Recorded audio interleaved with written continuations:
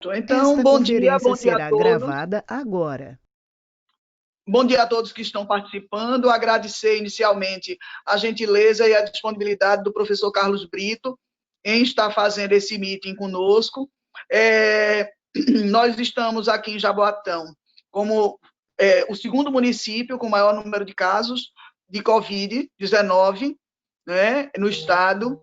Estamos com também um número de óbitos com a taxa de letalidade em torno de 9%, então a taxa de letalidade alta para o número de testados, e acho que é importante, nesse momento, a gente discutir um pouco a atualização, a questão do foco na conduta terapêutica, para que realmente, principalmente a atenção básica, que é muito cobrada e que é a porta preferencial de entrada no sistema de saúde, né, esteja pronta para assumir condutas e explicar condutas aos seus pacientes de acordo com as mais atuais evidências científicas e com base também nas discussões epidemiológicas. Então, a gente mais uma vez agradece ao professor Carlos Brito e a gente abre para que ele possa iniciar a sua palestra.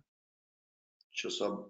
Eu agradeço aí o convite e o objetivo aqui é a gente fazer uma discussão. Deixa eu só tentar colocar a minha apresentação aqui, um minutinho só. Vocês vão me dizer aí se estão compartilhando aí. Vocês estão conseguindo visualizar aí? Estão conseguindo visualizar a apresentação? Estão me ouvindo, não? Preciso que alguém confirme. Estamos ouvindo e vendo também, professor. Ah, tá bom. Ouvindo e vendo. Porque às vezes, enquanto vocês vão me respondendo aqui, porque às vezes pode faltar um pouquinho de... Vou baixar aqui um pouquinho.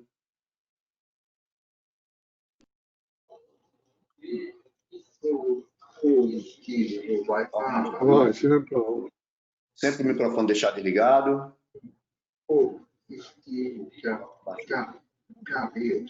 Peça, mãe.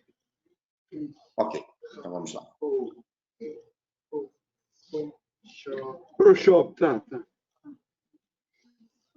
Bom, o objetivo aqui da discussão é a gente fazer, a pedido, uma discussão tentando dar um pouquinho das evidências científicas existentes. Claro, lembrando que todos esses artigos eles têm uma finalidade, uma obrigação de falar das suas limitações, e a gente vai discutir um pouco dessas evidências científicas em relação também ao tratamento. Mas é interessante a gente fazer um pouquinho da atualização epidemiológica em relação ao Covid, e aqui é apenas uma distribuição dos casos confirmados no mundo.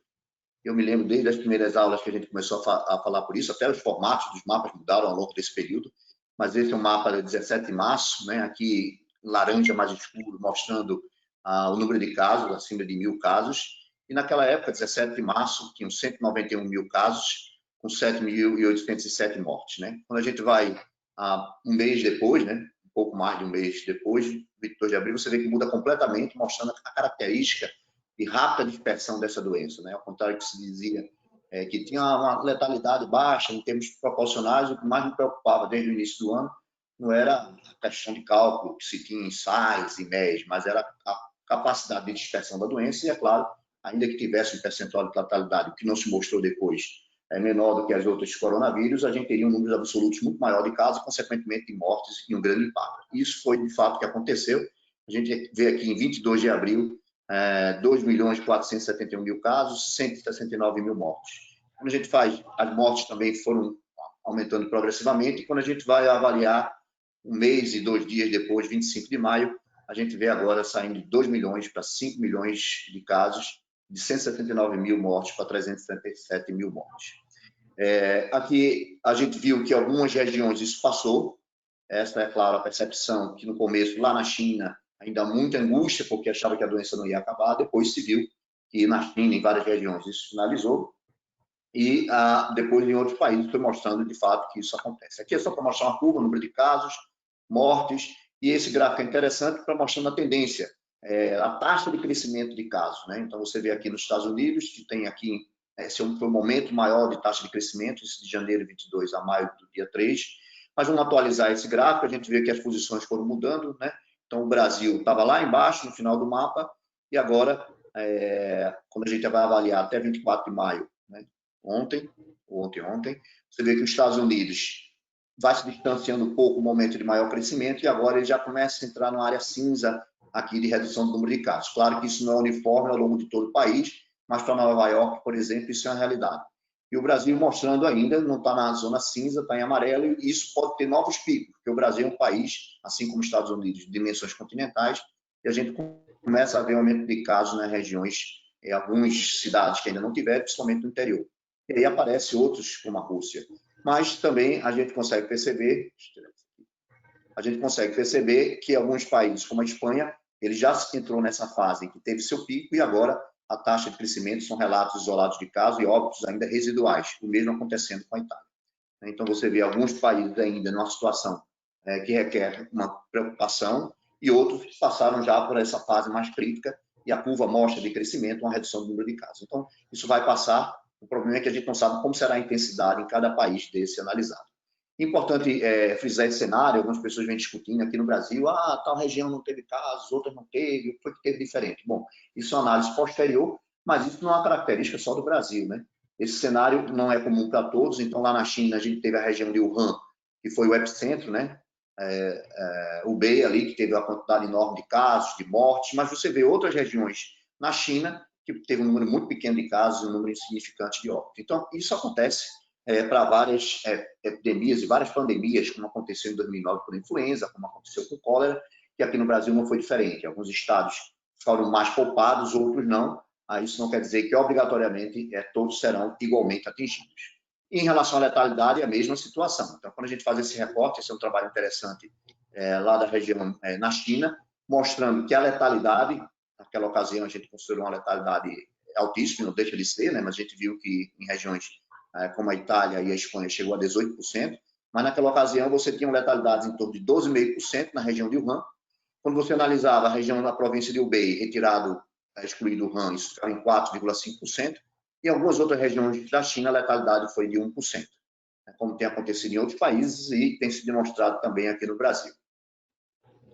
Vou ter que pegar uma aguinha, porque eu esqueci de botar água aqui, mas eu vou falando enquanto isso. Esse é um slide só para ter uma ideia dessas diferenças regionais. Na Itália, eu acho que esse não fiz a última atualização, talvez só do tópico de cima, mas mostrando que a Itália, com a população de 60 milhões de habitantes, eu acho que isso é uma coisa interessante, a gente sempre tende a comparar número absoluto de casos, isso é um grande erro, né? Inclusive, é natural a imprensa, o próprio boletim da Organização Mundial de Saúde, se vocês entrarem lá, ele só fala em número absoluto de casos, tentando fazer uma comparação. Mas número absoluto de casos de Covid tem que ser olhado com critério, porque é claro que a gente tem que ver a população. Por isso que a gente deve analisar o número de casos, o número de mortes e avaliar a letalidade. E também avaliar a incidência. Claro que a gente vai comentar depois, se a gente faz pouco teste, consequentemente a gente vai ter poucos casos confirmados, a gente tende a ter uma maior letalidade. A gente costuma dizer que notificação de mortes é mais raro, e a gente vai mostrar depois com os dados de Pernambuco, porque a gente tende a fazer os testes, isso é a realidade dos pacientes mais graves, aqueles que estão internados, praticamente 100% faz o teste. Então, é mais difícil a gente errar nas mortes e é mais fácil a gente errar, de fato, no número de casos. Isso, obviamente, compromete a taxa de incidência e também a de letalidade. Isso é só para a gente se familiarizar com alguns indicadores, porque senão a gente fica comparando, né? Todo dia sai na manchete. Brasil superou o número de casos absolutos de tal país, de tal país. País com diferenças em termos de população bastante substancial. Mas o que eu queria comentar aqui, a ideia dessa introdução foi só mostrar as taxas que eu estou utilizando, de letalidade, de incidência, e aqui destacando no caso da Itália. Então, a Itália, por exemplo, 60 milhões de habitantes, chegou a ter uma letalidade de 13,7. Isso do país. Mas vocês podem ver aqui no mapa, à esquerda, mostrando que nem todas as regiões do país foram acometidas. Quando a gente avalia por região, por exemplo, a Lombardia, que tem 10 milhões de habitantes, do tamanho do estado de Pernambuco, Pernambuco tem 9 milhões e 200 mil. Ele teve 78 mil mortes, casos, 14 mil mortes e uma letalidade de 18,3%. Realmente impressionante a letalidade e uma incidência de 781 casos por 100 mil habitantes. Também uma incidência que impressiona. Claro que impressiona se a gente não olhar a incidência dos Estados Unidos, chega a ser o dobro dessa em termos de incidência, não de letalidade. Mas é para vocês verem apenas que em várias regiões há uma diferença em relação às taxas de incidência, em relação à letalidade, ou seja, não será uma constante. Aqui é só para a gente ter uma ideia do quanto da população foi testada. Na Itália, esse foi o percentual de testes, e essa foi a positividade dos testes realizados. Né? Então, é natural que a gente identifique aqui, ele contou até 22% das pessoas que foram testadas. Claro que esse não é o modelo ideal, isso não é um estudo de sobreprevalência populacional. Ele pegou pacientes que eram assintomáticos, a Itália fez isso no começo, depois pegou os pacientes que tinham sintomas leves e assim por diante, pacientes internados. Então, isso não é um estudo de sobreprevalência de base comunitária, apesar de ser uma amostra significativa. Mas a gente não pode afirmar, por exemplo, que as taxas de ataque, o que seriam as taxas de ataque, quantas pessoas adoecem na epidemia, passada a epidemia, a gente ainda não tem essa informação. Pode ser 30%, 50%, a gente tem experiência com outras pandemias, por influenza e por outras situações em que essas taxas de ataque e outras infecções, até as próprias arboviroses mesmo, chegam a uma taxa de ataque em torno de 50%. Então, essa ideia de que isso, na verdade, não é científico, dizer que só vai parar a pandemia quando tiver a imunidade em rebanho, ou seja, 70%, 80% das pessoas tiverem sido acometidas. Isso não existe para nenhuma pandemia na história da humanidade, nenhuma epidemia.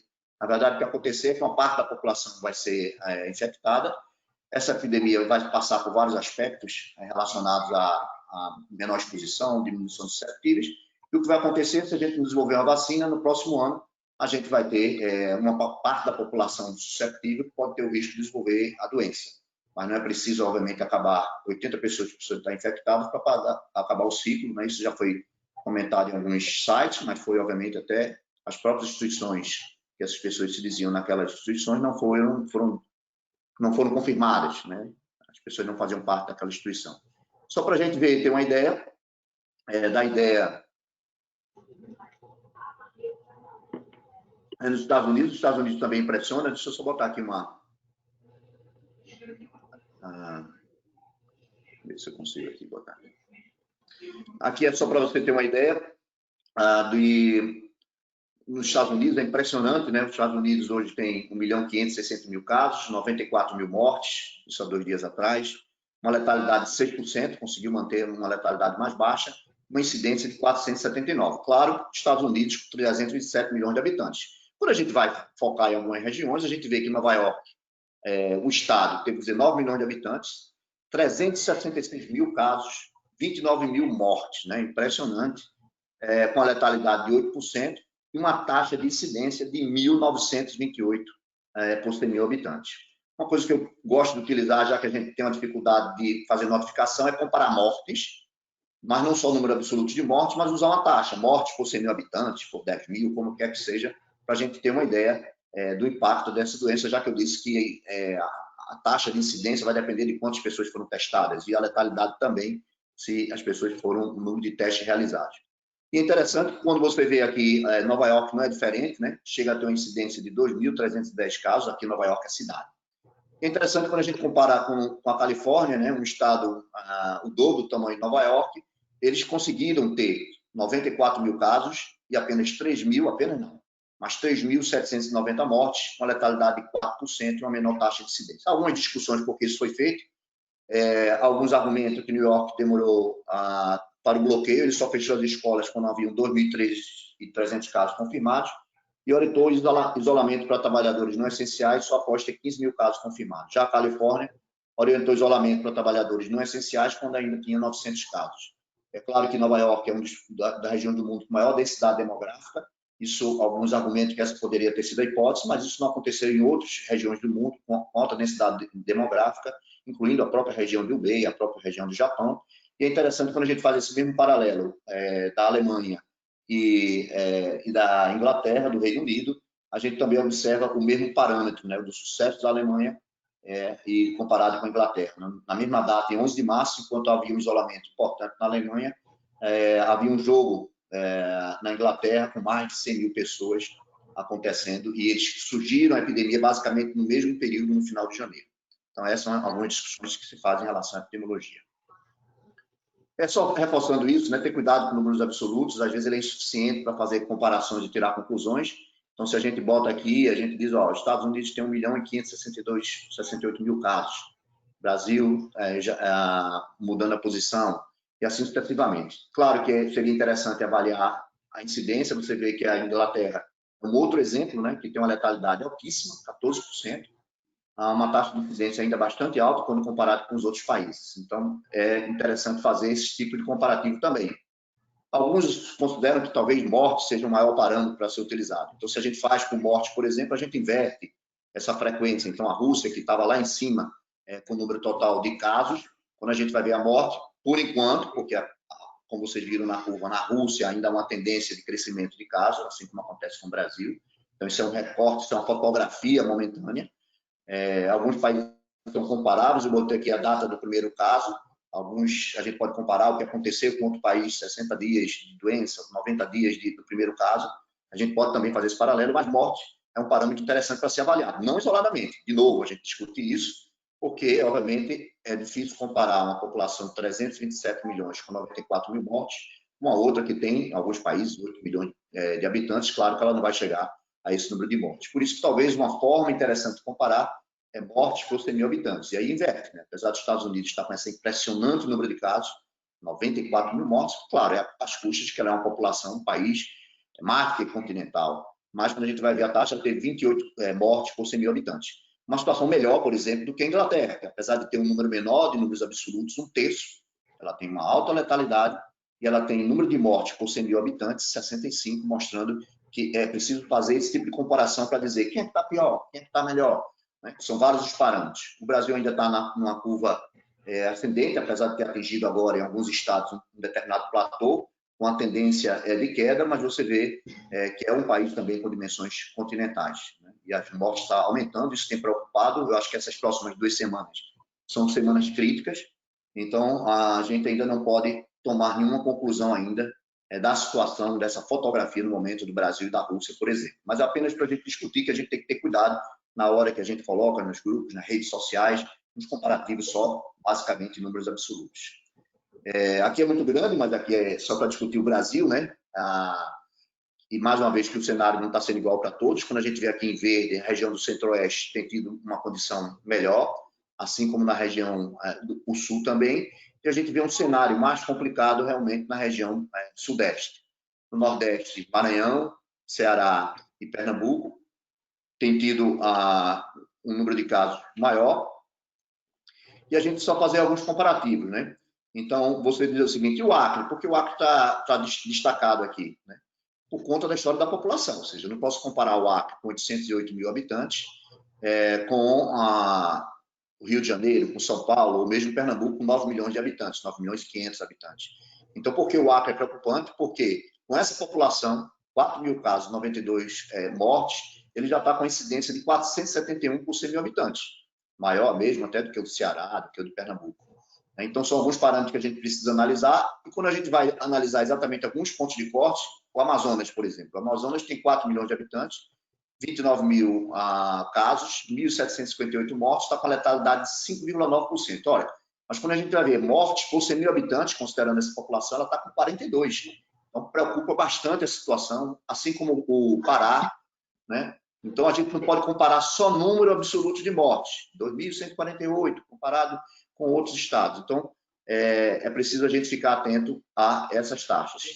E aqui o Ceará e Pernambuco também têm mostrado uma letalidade em torno de 7,9%, quando a gente vai ver a taxa de incidência de 290,5% e um número de mortes por 100 mil habitantes em torno de 23. Destaco aqui o Rio de Janeiro também, 23, e São Paulo, apesar dos 82 mil casos, 6.063 mortes, mantém a mesma letalidade em torno de 7,5%, mas como São Paulo é bem maior, com essa população de 45 milhões, ele tem 178 casos por 100 mil e mortes por 100 mil habitantes, 13,4. Então, é apenas para a gente entender um pouco esse cenário em relação às diferentes situações. É preciso ter muito cuidado na análise dessa taxa de letalidade, porque é interessante, comparando Ceará e Pernambuco, Pernambuco tem testado menos, ele tem priorizado, e isso é uma tendência do gestor de saúde, não só pela escassez de método de diagnóstico, como pela escassez de recursos, que a gente tende a priorizar os casos mais graves. Isso é mais do que natural, como uma ação que deve ser prevista. Né? Só queria comentar aqui que eu não tenho conflito de interesses, não sou ligado a nenhuma Secretaria de Saúde, só trabalho em hospital público da Universidade Federal de Pernambuco, no Hospital das Clínicas. Bom, e aqui é só para mostrar que a gente vai comentar depois que a gente tem que ter cuidado exatamente nessa taxa de letalidade, porque a taxa de letalidade é o número de pessoas que morrem baseado nos casos confirmados. Então, obviamente, se eu confirmei pouco, eu tendo a aumentar essa letalidade. Se eu, na verdade, em vez de 27 mil, tivesse feito mais testes e chegasse aí ao dobro de 50 mil, a minha letalidade seria metade. Porque o número de óbitos, a possibilidade de erro, de identificação desses óbitos é menor, porque, como a gente mesmo já disse, a tendência é a gente testar os pacientes mais graves, aqueles que ficam internados e assim sucessivamente. Então, esse é o cenário Brasil mostrando que há diferenças muito grandes em relação à letalidade, né? Você vê aqui de até 1,6%, e letalidade chegando aqui no Pará a 8,9%, ou no próprio Rio de Janeiro, chegando a 10,5%. Isso é letalidade. E a gente avaliando mortes por 100 mil habitantes, você tem extremos aqui com o Amazonas, 42%, e outros estados aqui com 25%, 23%, e assim sucessivamente. E alguns permanecendo baixo. Isso é uma tendência, como eu comentei, que isso aconteça, e espero que assim aconteça, que não seja uniforme no país como um todo. Quando a gente vai ver para os dados de Pernambuco, a gente vê que o perfil de letalidade, a gente tem 27.759 casos, isso de 24 de maio, 2.200 óbitos, uma letalidade de 7,9%. É interessante só a gente discutir um pouco, aqui era muito mais epidemiologia, a gente vai entrar já na questão do tratamento medicamentoso.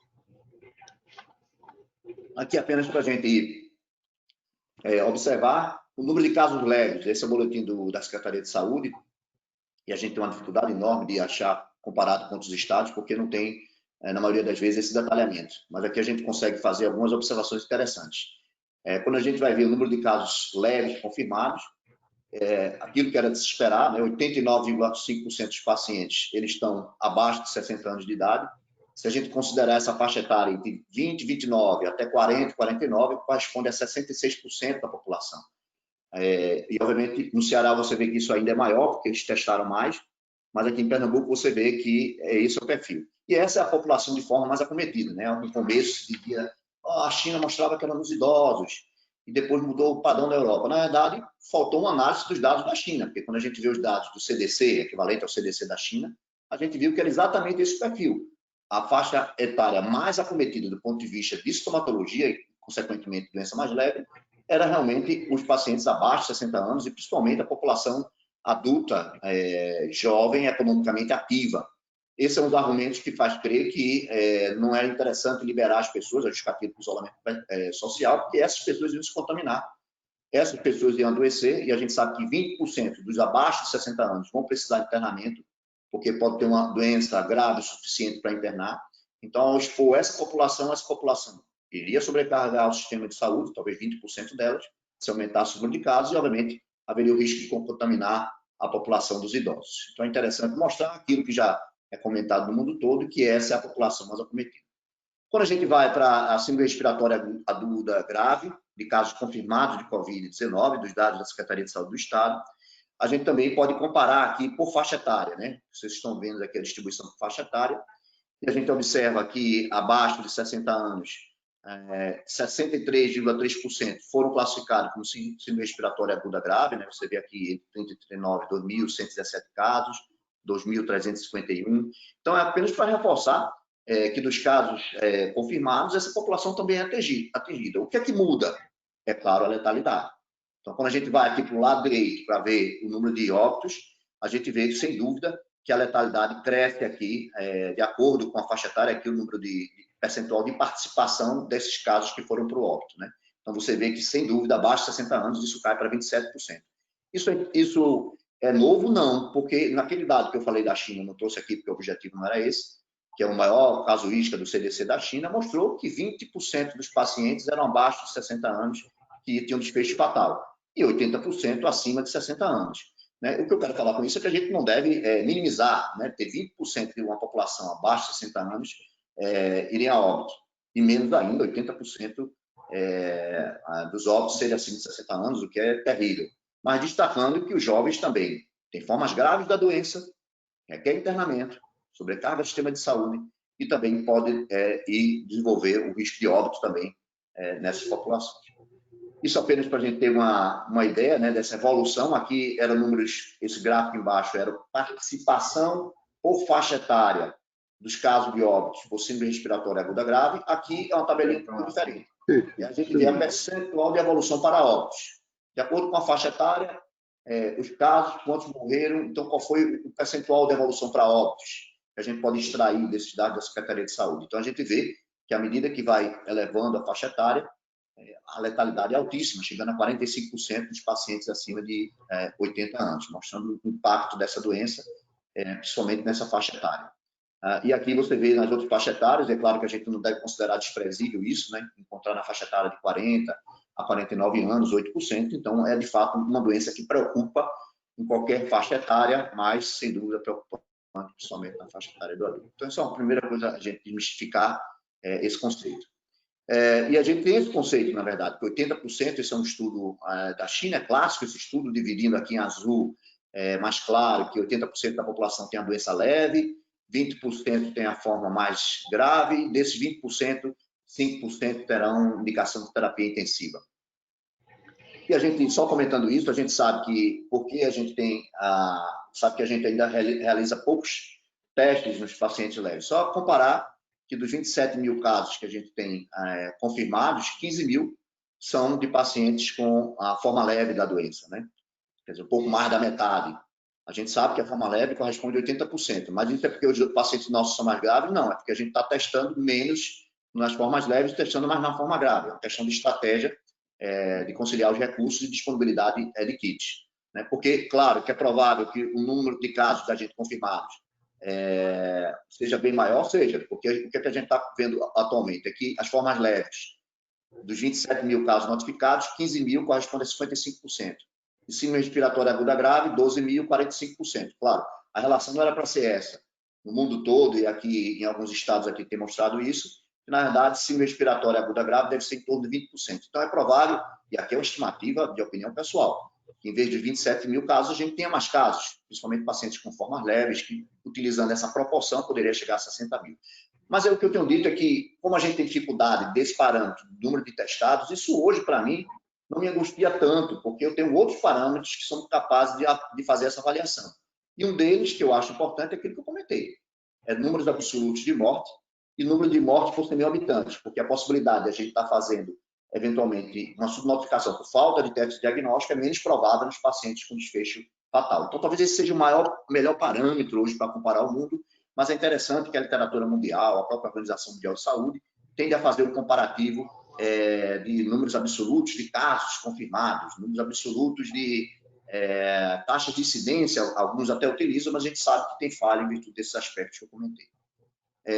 Só comparando iguais, eu combinei meia hora para essa parte da epidemiologia, a gente já está terminando, a gente tem que comparar coisas iguais, né? Então, a gente tem que comparar, por exemplo, populações iguais, São Paulo, Espanha, Itália e Reino Unido, e aí fazer esse comparativo, né? Então, no momento, quando a gente faz esse comparativo, é claro que Itália e Espanha já passaram, São Paulo está no seu platô, então isso é uma fotografia, né, que não permite uma comparação direta, mas mostrando que é importante comparar países semelhantes. E você vê Espanha com 235 mil casos, Itália também, né? Espanha e Itália foi uma experiência muito ruim, por vários motivos que ainda está sendo analisado. Na Espanha, a experiência de condução de casos da Espanha foi muito ruim também. Quando você pega Madrid, a letalidade de Madrid chegou a 14%. Então, você vê claramente que tem algumas diferenças quando a gente compara, nesse momento, São Paulo, inclusive em taxa de incidência. Essa é uma dúvida que depois a gente precisa comparar o que é que tem acontecido, quais são as variáveis que fazem que haja diferença no que está acontecendo em São Paulo e, obviamente, passada a epidemia. Quando comparado com a Espanha e a Itália, tem a ver com isolamento, tem a ver com densidade demográfica. São Paulo também, capital, tem uma densidade demográfica muito grande, tem a ver com questões climáticas, né? São várias questões não respondidas que precisam ser avaliadas. Mas eu queria reforçar aqui apenas que a gente deve comparar populações iguais, com número populacional igual. Mesma coisa Pernambuco, eu tenho que comparar Pernambuco com populações como Portugal, com a Lombardia, não a Itália como um todo, com a própria Nova York, a cidade, e a gente fazer esses comparativos. No Pernambuco, a gente está extremamente preocupado, a gente está nessa curva, né? Vocês viram essa semana, com 2.200 mortes. Portugal, com a mesma população, teve uma quantidade menor, ela realmente já saiu da curva, né? Portugal Portugal, os casos agora são anedotais. Ela teve 1.300 mortes, né? E também o que eu tenho dito é que a gente parece que nem será uma Espanha, ou uma França, ou uma Itália, nem será também uma Alemanha, né? Ou uma Austrália, né? A gente está com um perfil intermediário. E o desejo, e apenas é um desejo, porque eu não sei como será a evolução, é que a gente fique nessa posição intermediária, e agora passado aí 75 dias, 12 de março foi o primeiro caso, a gente tem tido um aumento nessa semana crucial de aumento do número de casos e mortes. Mas a gente vê que a gente espera que não aconteça o que aconteceu em outras populações, como Nova York, como a Lombardia, que chegou a 14 mil óbitos. Só lembrando o tempo de curva e muita cautela, né? A gente não pode comparar. Depois que começou a aumentar os picos de casos na Espanha, com mais de 1.000 casos, ela levou 44 dias para começar a ter uma redução de casos abaixo de 1.000 casos. Na Alemanha, que é um exemplo de resultado, né? Porque a Alemanha, com a população de 82 milhões de habitantes, ora, bem maior do que a Inglaterra, bem maior do que a Espanha, bem maior do que a Itália, ela teve 6.692 mortos. Esse não está totalmente atualizado, diferença pequena, conseguiu uma letalidade de 4,1% e uma baixa incidência. Ela teve 36 dias do aumento de casos até o seu término. E assim sucessivamente. O Reino Unido, por exemplo, ainda não está em queda, mas observe, ela tem 40 dias. Então, essa é apenas um questionamento que a gente faz. Obviamente, isso aqui não tem objetivo de uma análise aprofundada, é apenas um paralelo que a gente está fazendo com outros países, que ela levou um tempo de curva, quando a gente compara com a Alemanha, nos outros países tem sido maior. Ou seja, de aumento de casos, dessa curva que desce, que sobe, aí já vão 40 dias. Quando a gente vê a Itália, ela passou 52 dias, desde o início, vamos dizer assim, do pico, que é o que eu digo que aconteceu com a gente há 2 semanas atrás. Então, a gente tem uma caminhada aí pela frente para ter cuidado, observação, isolamento e outros aspectos. E aqui eu estou sempre embaixo comparando com a Alemanha. E a gente vê aqui também os Estados Unidos, que Nova York, aqui azul em cima, baixou, mas nos Estados Unidos como um todo ainda tem aumento do número de casos que tem surgido. O Brasil, como é um momento de pico no Brasil, 15 de abril começa a ter um aumento de casos significativo, né? Acima de 1.000, 2.000 casos. Aqui com um repórter ainda antigo da última aula que eu dei em maio, mas só para lembrar como aconteceu a gente há 2 semanas atrás, ou seja, 15 de abril, 15 de maio, 15 de junho, até a segunda quinzena de junho, julho, comparado com as outras curvas, a gente aí tem uma caminhada aí de um tempo importante para que isso aconteça, né? A gente começou a ter há 2 semanas atrás, então a gente tem pelo menos aí um mês e meio, dependendo da situação, até um período maior, para que a gente possa considerar que a gente está seguro para diminuir as estratégias, né? Aqui Pernambuco mostrando aqui também a mesma tendência. E aí vamos para o tratamento medicamentoso. O áudio está baixo. Tentar só desligar o microfone, está dando um pouquinho de interferência. Em relação ao tratamento medicamentoso, desde março que vem sendo submetidos vários trials clínicos, isso tem sido animador, vários trials clínicos em relação à farmacologia, critérios clínicos têm sido publicados no mundo. Muitas das terapias têm sido baseadas nos mecanismos imunopatogênicos da doença. Eu aqui não vou entrar em detalhe, tá certo? Mas a gente, até porque não é o objetivo da apresentação, mas essa doença, na verdade, tem vários mecanismos imunopatogênicos envolvidos. Entre eles, na verdade, é uma resposta inflamatória sistêmica importante, que agride o pulmão, o coração. Né? Aqui apenas um recorte do perfil do coronavírus, ou seja, ele leva uma resposta inflamatória intensa a partir de liberação de várias citocinas, como interleucina 6, TNF, vários mecanismos são bloqueados de clareamento do vírus, como diminuição da produção de interferon. São vários os mecanismos envolvidos e a busca da terapêutica em relação ao entendimento da imunopatogênese dessa doença. Tem vários estudos mostrando que esses pacientes aí, já estudos clínicos em COVID, mostrando que esses pacientes, de fato, têm níveis mais elevados de interleucina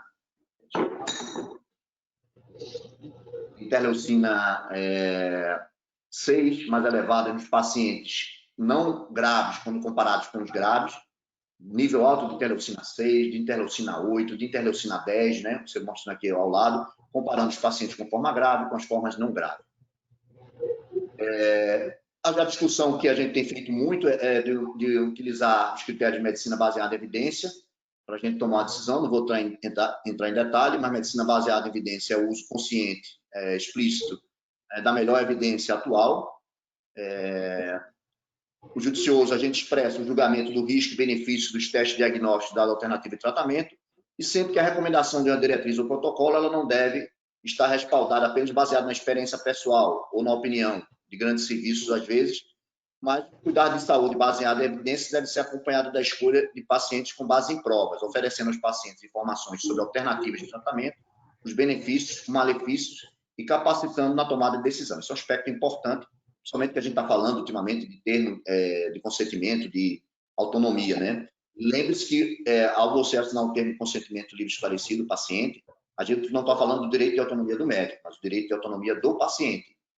E se entende que, para esse princípio bioético, o paciente, ao assinar o termo, tem que ser dado a ele toda a informação necessária para que aquela tomada de decisão não seja influenciada por opiniões as mais diversas da imprensa, do médico que assiste, assim sucessivamente.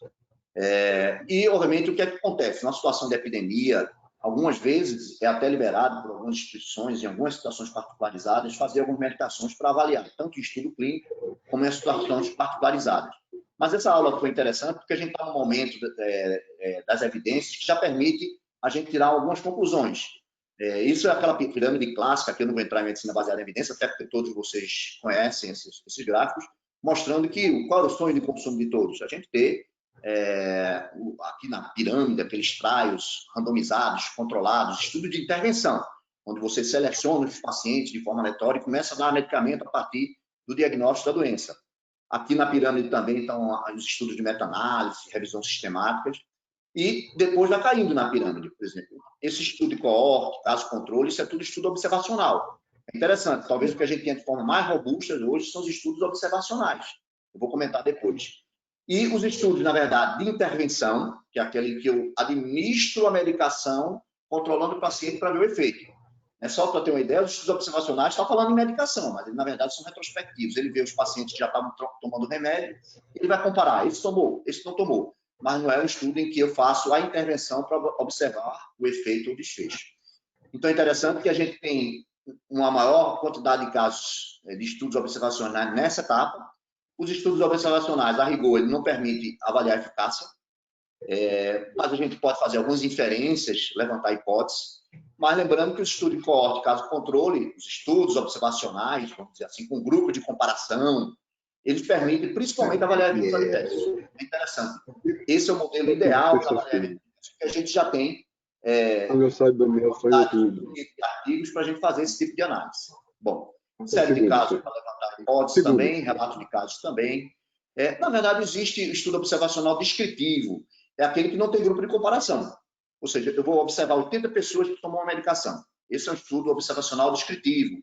Aí ele, obviamente, diminui nessa pirâmide, ele está mais embaixo. E tem aquele estudo observacional que tem um grupo de comparação. Compara quem tomou e quem não tomou. E assim sucessivamente. Bom, isso é um resumo bem resumido do que é evidência científica. E, claro, existem revisões sistemáticas, que ela seleciona os estudos de maior relevância para o assunto, ela agrupa esses estudos, apesar de terem feito separados, faz uma análise estatística na meta-análise. Na revisão sistemática, ele vê os estudos de melhor qualidade e faz uma análise de uma revisão com critério.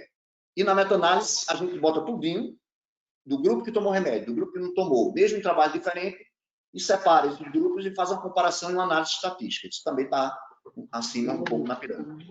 Então, vamos lá. Qual a discussão? E aqui eu não estou... O objetivo aqui sempre é polêmico, né? Quando a gente vai falar de drogas e dentro dessa polarização, mas o objetivo aqui é trazer uma discussão científica. A gente sempre tem comentado algumas questões do médico, individualmente, tomar uma posição ou outra. A gente não está fazendo nenhuma discussão em relação a isso, né? Isso está bem claro, que individualmente, com o seu paciente, acompanhando de perto, o médico pode fazer essa decisão. Eu vou fazer a análise aqui das evidências científicas. E aí, obviamente, as pessoas podem tirar a conclusão. Que tem sido mostrado algumas evidências científicas, somente eventos adversos, é que, de fato, isso precisa ser repensado. O primeiro é antimalárico, né? Aqui eu não vou discutir ao mesmo tempo antimalárico e azitromicina. A gente chama antimalárico porque, na verdade, ela não é considerada uma droga antiviral. Inclusive, foi interessante, eu submeti 2 artigos, um foi aprovado como relato de caso, em que, quando eu mandei para o editor, foi publicado na associação, na Sociedade Americana de Medicina Tropical, foi um relato, e agora a gente fez uma revisão. E a primeira coisa que ele colocou, disse, apenas troca a palavra, hidroxicloroquina antiviral, ele é um antimalárico. A gente vai comentar um pouco sobre essas outras drogas, mas vamos entrar na hidroxicloroquina. Como surgiu isso? Surgiu, na verdade, a partir de estudos in vitro. Os estudos in vitro mostraram que a hidroxicloroquina podia ter um efeito na inibição do SARS-CoV-2. Depois surgiram outros estudos, não só utilizando a cloroquina, mas alguns antivirais, mostrando que poderia ter um efeito inibitório sobre o SARS-CoV-2 in vitro.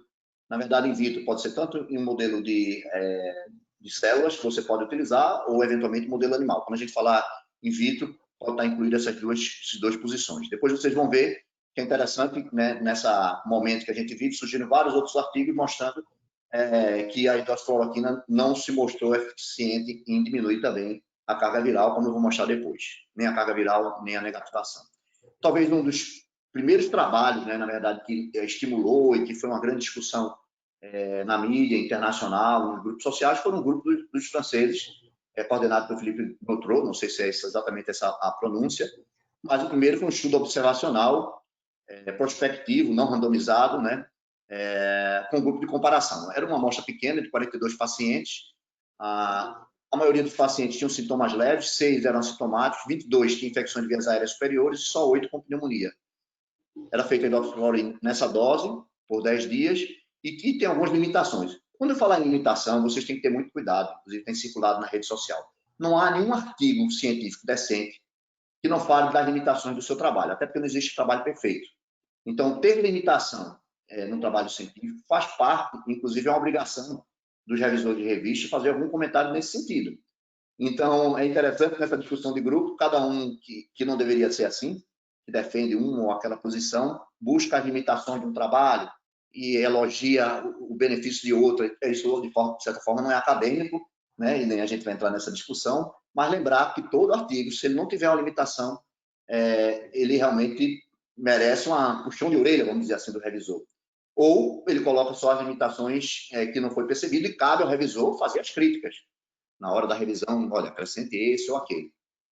Bom, então, as críticas de limitação é porque 6 do grupo de hidroxicloroquina que evoluíram com a forma grave saíram, porque uma amostra pequena, isso compromete a análise. E teve grupos de comparação com pequenos, com 14 hidroxicloroquina, 6 com a hidrox mais a azitromicina e 16 controles sem hidroxicloroquina. Mas qual era o objetivo? Sempre no trabalho você tem que observar o desfecho que ele quer avaliar, o desfecho é o que ele quer observar. Um deles é o desfecho primário.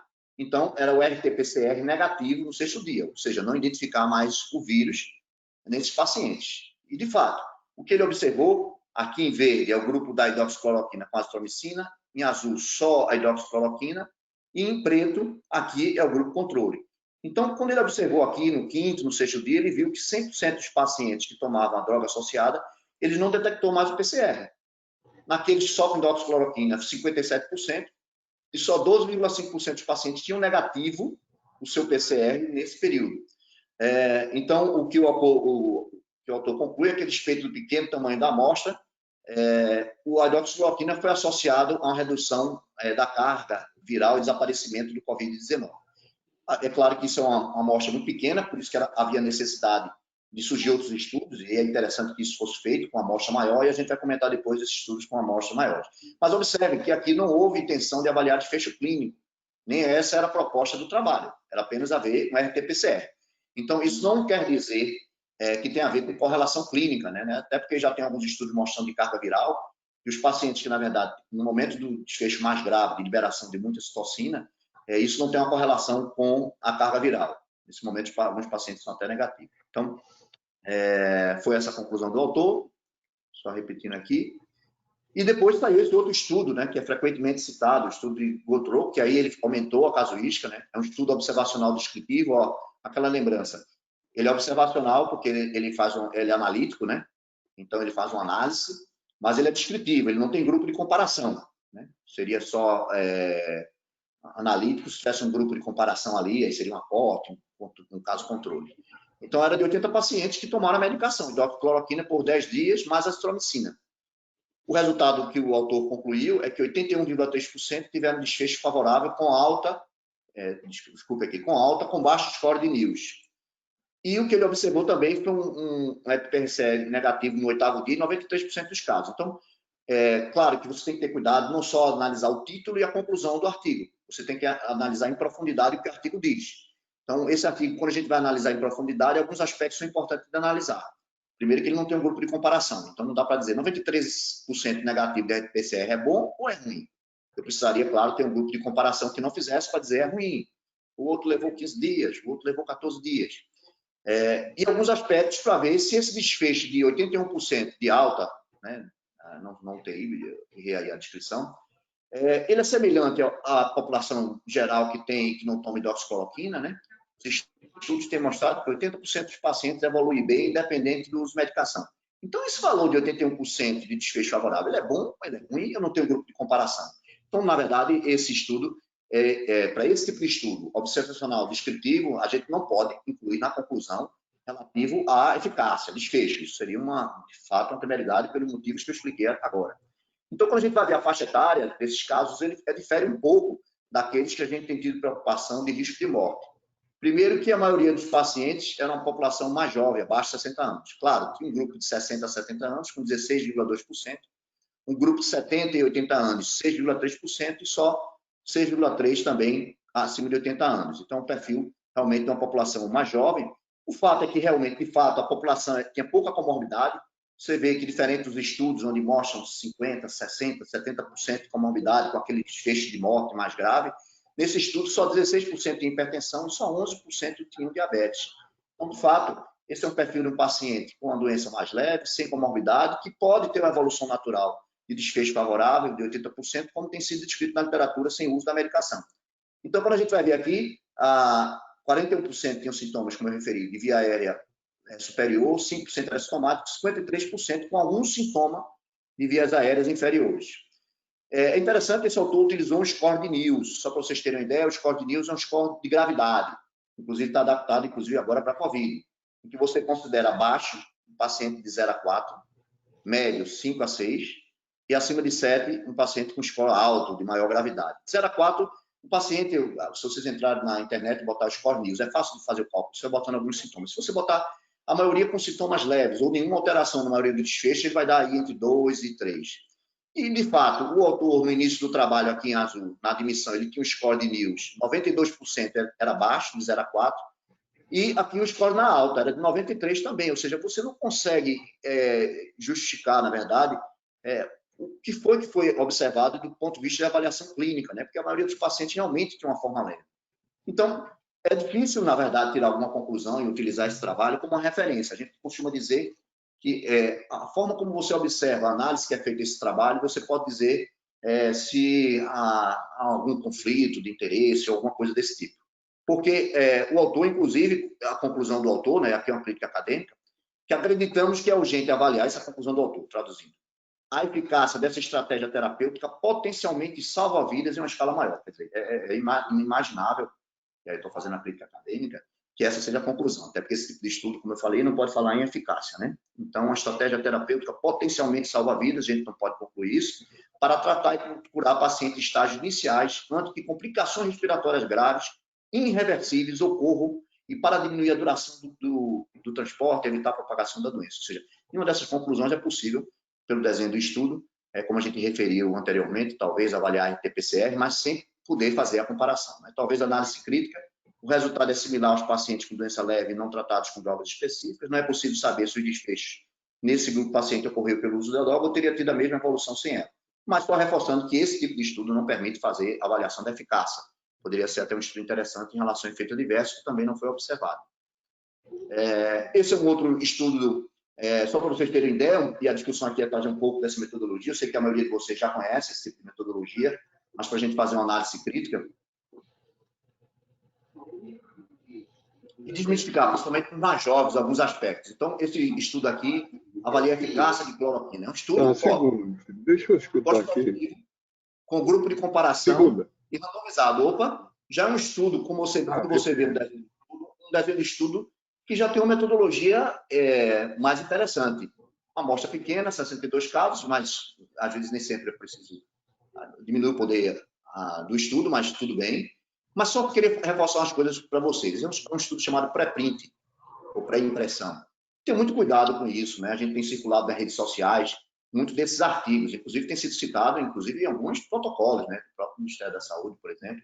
E tem que ter muito cuidado nessa análise. A não ser que seja num artigo de revisão sistemática, que aí o autor, com a equipe de epidemiologia, está fazendo uma análise, tem que ter muito cuidado. Pré-print, quando aparece aqui, MED, R, X e V, por exemplo, pré-print. Esse artigo, na verdade, ele não está próximo de publicar, não. Eu vou mostrar a diferença a vocês. Uma coisa é artigo publicado, uma outra coisa é o artigo pré-prova, está lá já no site da revista, nem aparece ainda volume, número, porque a revista ainda não saiu aquele volume, aquele número da revista ainda, então ele está em aberto, mas ele já está lá para ser publicado, já foi avaliado por revisores. O terceiro modelo é o pré-print. Esse não tem revisor nenhum. Pré-print era se a gente aqui agora, da Secretaria de Saúde de Jaboatão, das unidades básicas de saúde, vamos fazer um levantamento. A gente levantava, botava no Word, botava as tabelas e a gente pode entrar nesses portais, vocês podem entrar no pré-print e a gente coloca lá. Inclusive, fica bem claro nesse site que esses estudos não sofreram avaliação de nenhum avaliador. Então, isso não está perto de ser publicado, não. Né? Tanto é que eu vou mostrar depois, alguns não conseguiram ser publicados, porque havia várias falhas metodológicas e o poder de evidência foram limitadas para diferentes aspectos, não é só favorável, contrário a uma droga ou outra, não. Tem alguns favoráveis que ainda não foram, contrários, por exemplo, da cloroquina, que não foram publicados. Está lá no pré-print desde início de abril. Provavelmente essa pessoa submeteu a alguma revista e não está encontrando amparo, vamos dizer assim. Mas vamos olhar esse estudo, isso era só uma introdução para vocês se familiarizarem com o que é pré-print, então não se tire conclusão de pré-print. Pré-print é eu, por exemplo, fazer um artigo, botar nesse portal que está livre para todo mundo, tem algumas regrazinhas lá, mas não é avaliado por ninguém, então não dá para tirar conclusão. Bom, então aqui é o grupo hidroxicloroquina versus placebos. O desfecho primário para a doença não complicada era controle de temperatura e tosse, e as mudanças radiológicas, exacerbação, era uma classificação que ele utilizava, e ele classificava inalterado, melhorado, moderadamente melhorado, e melhorado significativamente, quando tinha mais de 50% de melhora. E o tempo da observação foi de 5 dias, o que é uma crítica pelo tempo curto, principalmente de um paciente com doença não complicada. Mas é aquela vontade que a gente tem de incluir algumas drogas numa fase mais inicial, que ainda não está complicada. E é interessante que o autor, ele conclui favorável nesse trabalho, mas é interessante. O que foi que ele encontrou de diferença estatisticamente significativa? Na clínica, ele viu que a febre, por exemplo, aqui são todos os indivíduos, aqui é o grupo controle, só um minutinho.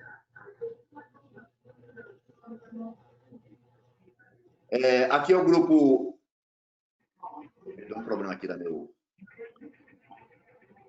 o grupo controle, ele, por exemplo, ele viu que o tempo de febre em dias era 3,2 dias e o hidroxicloroquina era de 2,2 dias. Ora, isso foi estatisticamente significativo. Tem que ter cuidado com o estatisticamente significativo, né?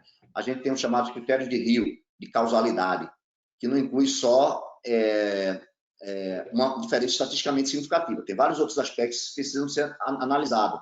Aplicabilidade, consistência, uma série de outros fatores. Então, aqui diminuiu de 3,2 para 2,2. Ora, apesar de ser estatisticamente significativa, a pergunta é qual a relevância disso do ponto de vista de aplicabilidade e se isso será reproduzido. A mesma coisa tosse. Era 3,1 dia e reduziu para 2 dias, um dia menos. Foi estatisticamente significativo. E quando a gente vai ver a questão da alteração radiológica, era uma diferença limítrofe, mas para alguns grupos ele encontrou a diferença nesses pacientes. Então, o que o autor concluiu é que, a despeito do pequeno número de casos, o potencial de hidroxicloroquina no tratamento de Covid tem sido parcialmente confirmado, né? Quer dizer, é difícil a gente achar que conseguiu confirmar, ainda que parcialmente, o desfecho clínico com essas variáveis analisadas, né? E com esse comparativo. Considerando que não há nenhuma melhor opção no presente, é promissor aplicar hidroxicloroquina Covid sobre razoável manejo. Entretanto, estudos clínicos de larga escala, o autor faz essa consideração.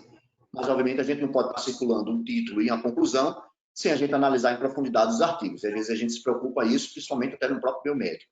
Esse é um outro estudo pré-print de 15 de abril, que é o estudo Prevent, não sei se a pronúncia é essa, como colocaram, que é um estudo brasileiro, que era de telemedicina acompanhado nos pacientes ambulatoriais. Eu vou comentar superficialmente esse trabalho, que a conclusão do autor é que o tratamento empírico com hidroxicloroquina era associado à azitromicina para casos suspeitos de Covid, reduzia a necessidade de hospitalização, e o autor viu que a frequência de hospitalização era maior no grupo tratado, todos ambulatoriais, tá certo, gente? E era feito por telemedicina, dos que sem droga, 1,9% versus 5,4%. Observou que os pacientes tratados antes ou depois do dia 7 de sintomas necessitavam de menos hospitalização, deu 1,7% no que tomava droga, 3,2%. Apesar da diferença em números absolutos, foi estatisticamente significativo. O grande problema desse artigo é que os pacientes não tinham confirmação laboratorial, era uma síndrome gripal, e eles não fizeram PCR para confirmar a Covid-19, ou seja, a gente não sabe se estava se tratando, como é comum em alguns estados dessa época do ano, se aquilo era um resfriado comum, até porque a doença era muito leve, né? Isso, de fato, tem interferência à droga, que é uma grande limitação pelo estudo. A tomografia, que tinha alguns achados, ele não foi realizado nessa amostra maior dele, ele terminou restringindo a amostra, só 250% do grupo tratado e apenas 54% do controle, então isso comprometeu o tipo de análise, e havia uma série de outras falhas metodológicas do estudo, e o estudo não conseguiu ser publicado, né? O estudo apresentou falhas metodológicas, inclusive do ponto de vista do Comitê de Ética do CONEP. Então, e provavelmente esse artigo não será publicado, algumas informações que os próprios autores desistiram da publicação do artigo, e aí estava em pré-print, ou seja, esse artigo não foi em momento nenhum publicado, só para ter uma ideia do que é o pré-print, ou seja, foi colocado como pré-print, distribuído nas redes sociais, o artigo, infelizmente, não vai ser possível de ser publicado, pelo menos já faz esse tempo todo, e diante dessas alterações, inclusive do ponto de vista do CONEP, do Comitê de Ética, não vai ser possível a publicação. Só para vocês terem uma ideia de que, às vezes, a gente até utilizar essas referências em um protocolo é complicado, né? Então, a gente tem protocolos que estão utilizando essa referência, né? Então, isso a gente tem que ter muito cuidado, porque a gente está falando do ponto de vista científico. E aí tem outros estudos. Então, só para vocês terem uma ideia, por exemplo, esse é um estudo prospectivo, da mesma história, grupo de comparação e randomizado. Qual é o problema dele? Amostra pequena, 30 pacientes. Ele comparou a hidroxicloroquina como placebo. O desfecho primário era ver RT-PCR, o SARS-CoV-2, se era negativo no 7º dia, e outros resultados também. O que foi que ele encontrou? Quando ele comparou o RT-PCR no grupo de hidroxicloroquina sem hidroxicloroquina, 86% com 93%, essa diferença não foi significativa. E quando observou dias de internamento com hidroxicloroquina e sem hidroxicloroquina, também, pela amostra que ele era pequena, não foi significativo. Então, você vê que até aqui, em termos de internação média, foi maior do grupo de hidroxicloroquina. Mas eu acredito que esse trabalho, apesar de achar desfavorável contra a hidroxicloroquina, é que a amostra era muito pequena. E aí começaram a surgir outros estudos, o que começou a gerar um certo desânimo em relação à hidroxicloroquina. Na verdade, já não tinha evidência, mas em relação à questão do clareamento do vírus, que a gente chama, é que vários estudos utilizando a mesma metodologia do estudo inicial do Gautreau, mostrou que não havia diferença no clearance de pacientes que usavam hidroxicloroquina e azitromicina em relação à melhora do clareamento do SARS-CoV-2. Então, resultados virológicos contrastam com o estudo de Gautreau, que não encontrou clareamento do vírus quando comparado aos pacientes que utilizavam ou não a droga. E aí começa alguns estudos controversos. Mais uma vez, esse estudo aqui também é pré-print, certo? Então, é um estudo observacional retrospectivo com grupo de comparação não randomizado. Então, esse estudo, o que chama atenção é o N para 5 pacientes e veteranos nos Estados Unidos, e aí é interessante como tem algumas críticas, inclusive do próprio autor, da limitação. Como eram veteranos, é homem, né? Então, tinha poucas mulheres nessa casuística. E o que ele comparou foi um grupo com hidroxicloroquina, 97 pacientes, hidroxicloroquina mais azitromicina, 113, e nenhuma hidroxicloroquina, 158. O que esse autor, na realidade, comenta no seu trabalho é que ele, de fato, viu, em relação à morte, um desfecho maior no grupo com hidroxicloroquina, 27%, quando comparado com o sem hidroxicloroquina, 11%. A necessidade de ventilação mecânica, ele não encontrou diferença estatisticamente significativa. O que o autor conclui é que não encontrou evidência de que hidroxicloroquina, com ou sem azitromicina, reduz o risco de ventilação mecânica em pacientes hospitalizados. Mais do que ele observa uma associação de aumento da mortalidade geral, que foi identificada em pacientes tratados apenas com hidroxicloroquina. Esse estudo tem limitações, como eu falei, em relação à questão do sexo, e tem algumas limitações em relação a diferenças de aspectos clínicos do paciente na admissão, de algumas comorbidades também. Agora, a gente já vai entrar para os estudos, alguns estudos que esses foram, de fato, publicados, passaram por uma série de revisores, e esse é um estudo observacional, é uma coorte retrospectiva, então, como eu disse a vocês, ele vai ter grupo de comparação, ele é um estudo multicêntrico, que envolveu 1.438 pacientes.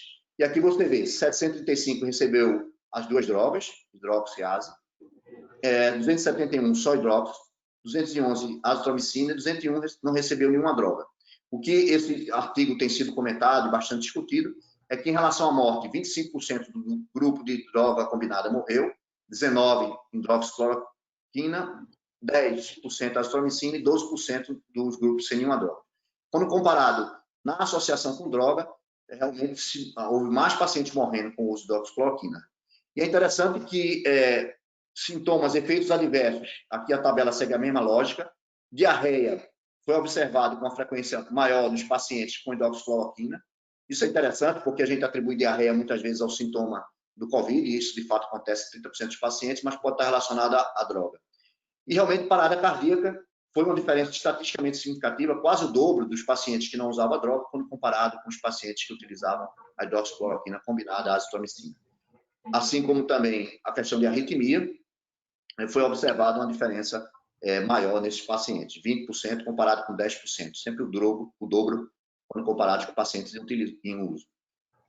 O que esse estudo fez foi comparar as variáveis, né, se tinha diferença em relação à comorbidade, faixa etária, e nessa análise, depois de extrair alguma dessas análises, ele concluiu que a falta de benefício foi observada na hidroxicloroquina associada à mortalidade hospitalar, após ajustes para doença pré-existente e gravidade na doença na admissão.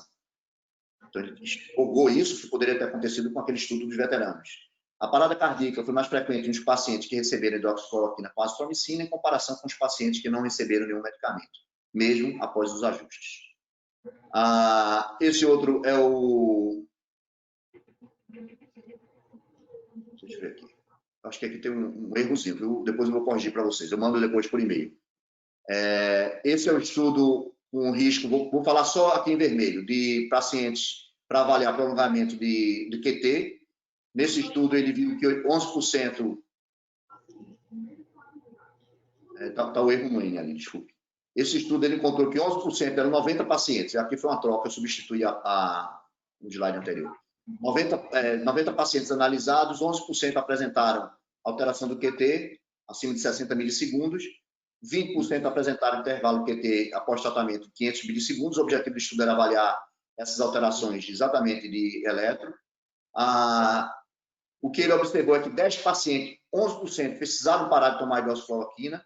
Então, isso é um percentual razoável de pacientes que têm que suspender o medicamento. Então, o autor conclui que também chama atenção para náusea intratável como evento adverso. Novas contrações ventriculares e bloqueio de ramo direito foi observado em paciente. E um paciente que interrompeu hidroxicloroquina e azitromicina por prolongamento do intervalo QT desenvolveu torsade de Pontes 3 dias depois e desenvolveu outras arritmias ventriculares. Isso é interessante, né? Existe uma revisão de complicações relacionadas à hidroxicloroquina, não em situação de COVID, em outras situações. E é interessante, mesmo depois de parar a medicação, esse estudo, depois vocês me cobram o artigo, 30% dos pacientes evoluem complicação nesse estudo, obviamente avaliando morte, porque a droga tem um tempo de vida médio muito alto, né, de 40 dias. Então, você mesmo tirando a droga naquele momento, o efeito sistêmico da droga, ele persiste. Então, mesmo a gente achando que tirou a droga, resolve. Na verdade, de fato, não. Então, isso a gente já tem alguns estudos de revisão mostrando isso em relação à hidroxicloroquina, não na situação de COVID. A conclusão do autor é que, nesse estudo de coorte, os pacientes que receberam hidroxicloroquina para o tratamento de pneumonia associado à COVID apresentavam alto risco de prolongamento do intervalo QT e o tratamento concomitante com a azitromicina foi associado a maiores alterações no intervalo.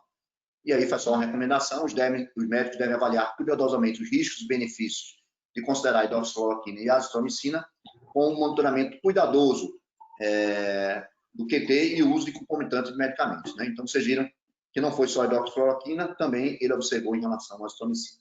Isso aqui é só um grupo que a gente está fazendo uma revisão, tentando utilizar o modelo de revisão, utilizando essas diferentes metodologias. A gente analisou recentemente esses 21 trabalhos, e aqui, obviamente, não caberia discutir todos eles, mas a gente está finalizando essa avaliação.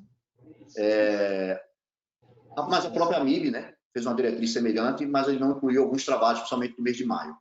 E vocês observam que a maioria desses trabalhos que estão sendo publicados é do mês de maio, então tem muita coisa publicada até 30 de abril, mas a maioria desses trabalhos que a gente comentou aqui, 1 de maio, 11 de maio, ou seja, são as últimas evidências, principalmente do mês de maio. Esse é de 6 de maio.